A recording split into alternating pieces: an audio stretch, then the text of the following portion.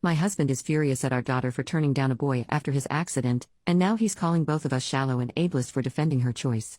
So my husband and I have been arguing about this all day, and I need some outside perspective. My husband picked our daughter, Cindy, up from school, and he saw her speaking to a schoolmate that she had previously had a crush on.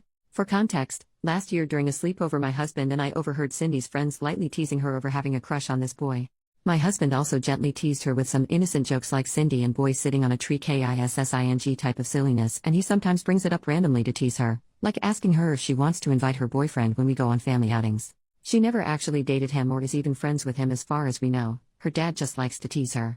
Anyway, apparently over the summer the boy was injured in an accident and he missed the first couple of weeks of school as a result. When my husband was picking her up, he saw them talking and noticed that the boy had significant scarring on his face and hand.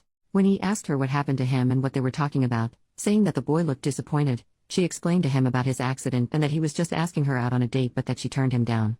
My husband was furious at her and scolded her for being so shallow as to reject him because his appearance has changed. Cindy was crying when she got home. She told me all this and insisted she was polite when turning him down and was just not interested in him like that anymore. I told my husband to apologize to our daughter and that he never should have made her feel bad for turning down anyone's romantic advances. I told him that our daughter is old enough to decide who she is attracted to and it would be cruel of her to have said yes out of pity, thus leading him on. My husband is now saying that he sees me differently and that I should be ashamed for teaching Cindy to be a shallow monster and ableist. He is also angry that I undermined him when he was scolding our daughter and says we should not undermine each other's authority when disciplining our child. I was not doing it to undermine him. I just think it's not healthy to make our daughter feel guilty and shamed for not being interested in someone. I do feel bad for the boy, but I don't think it is anyone's place, neither mine nor my husband's, to tell Cindy she has to date someone or she's a bad person. Am I out of line for thinking this? Because my husband seems to think so. Update 2 days later. Hi everyone. I got a lot of responses yesterday and I thought I should update on what happened since I posted. I wanted to address some things first that I saw in the replies. 1. Many comments were either implying or outright saying that if my daughter's reasons for turning down the boy, I'll call him Sam, were primarily because of the change in appearance after his accident, then that would mean my husband was right that she was a shallow monster and I was enabling her. This didn't sit right with me and hurt to hear. But people also pointed out that if the roles were reversed, and it was my daughter whose appearance had changed and was then rejected by a boy, then I would probably be livid at the boy, right? These comments stuck with me and really made me think more deeply about this whole situation, and I'm really glad I was asked these things because it made me realize what lessons I wanted my daughter to get from this situation. I realized that although I would be upset if this happened to my daughter, I would not be upset at someone for rejecting her so long as they treat her with respect and dignity. I would be upset at the unfair situation she was in, but I would never expect some random person to make it their mission to rectify this injustice at the expense of their own autonomy. I would instead comfort my daughter and explain to her that people are like puzzle pieces, not all of them fit together, and that just because a boy she liked wasn't her puzzle piece does not make her any less valuable or beautiful, and one day she might find someone who does fit well with her.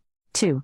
The lesson I wanted my daughter to learn from this was that she was not shallow for rejecting someone romantically regardless of the reason, even if it was physical. That everyone is owed human decency and respect, but not romantic affection. Denying someone equal respect and dignity because or their appearance would be shallow, but she did not do that. Her romantic affection is not a commodity to be distributed, it belonged to her and she is not obligated to be fair when it comes to who she wants to share it with. It belonged to her alone, and is a privilege she gets to bestow on someone she likes and who treats her well. 3. A lot of the comments really made me realize how important it is for Cindy to feel like her consent matters, because what could start with just going on a date she doesn't want to go on, could one day escalate into her being pressured or coerced into dangerous and traumatizing situations or abusive relationships. Thank you so much to the commenters who shared their stories, which helped me realize how important this was. 4. Some people claimed that I would likely leave my husband if his appearance changed, but sorry to disappoint you guys because I would never do such a thing. I love my husband so much, my relationship with him is stronger than just dating or a crush. We built a life together, and his appearance changing would not change that. We have been married for long enough that my attraction to him and love for him now go far deeper than looks. Maybe it would be a different story if we were just dating and barely knew each other, but things change once you make vows to each other to stick together in sickness or in health. 5. Many people are claiming that my husband is a monster and abusive. It may seem that way if all you know about him is this one situation, but he is a full human being. He does more for this family every day than I could ever express in one post. He has issues with anger and that he often says things he regrets during. But when he cools off, he is always open to listening and communication. I know now how damaging his teasing of Cindy about Sam was last year, and I will make sure that doesn't happen again, but I assure you all that this is something he has done out of ignorance and not malice. He loves Cindy to bits and would never intentionally do something to harm her. Okay, onto what happened yesterday. Husband woke up and left the house early, so I didn't get a chance to talk to him. When Cindy woke up, I made sure she was okay and told her I wanted to talk to her about what happened the day before. Her friend's mom gave her a ride home and she got here before my husband did, so we were able to have a heart-to-heart. I told her that she doesn't need to explain to me or anyone why she changed her mind about Sam, and I explained to her all the things I mentioned above. That Sam was going through something very hard and she should be kind to him, but she does not owe him a date if she is not interested in him romantically. That she isn't shallow and should never feel pressured to do something with someone she doesn't want to do, and that her dad was upset and said things he didn't mean. Even so, he still loves her and so do I. She was starting to cry, so I held her for a while. She told me she was upset more than anything that her dad thinks of her as a bad person. This broke my heart, and so I told her I would talk to Dad about this when he gets home. When my husband got home, I told him we needed to talk about yesterday. He didn't want to at first, but I insisted and told him it was about Cindy's well-being, as she was still upset about it and even thinks that her own father thinks she is a bad person. This upset him and he said of course he didn't think that. I basically explained to him my thoughts above, and although he was a bit resistant at first and insisted that he just didn't want Cindy to become a shallow person, he really listened when I explained to him how people might take advantage of her if she starts to feel like her consent and her desires don't matter. I didn't show him the post I made, but I wrote down some of the comments and stories and told them to him.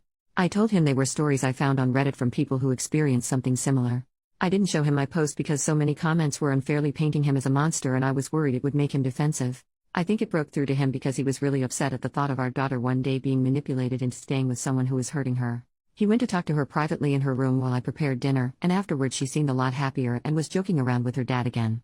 Today, they're both planning to go bowling together as well. Thank you everyone for the advice, the stories, and for motivating me to stick to my decision to defend Cindy. You guys are awesome.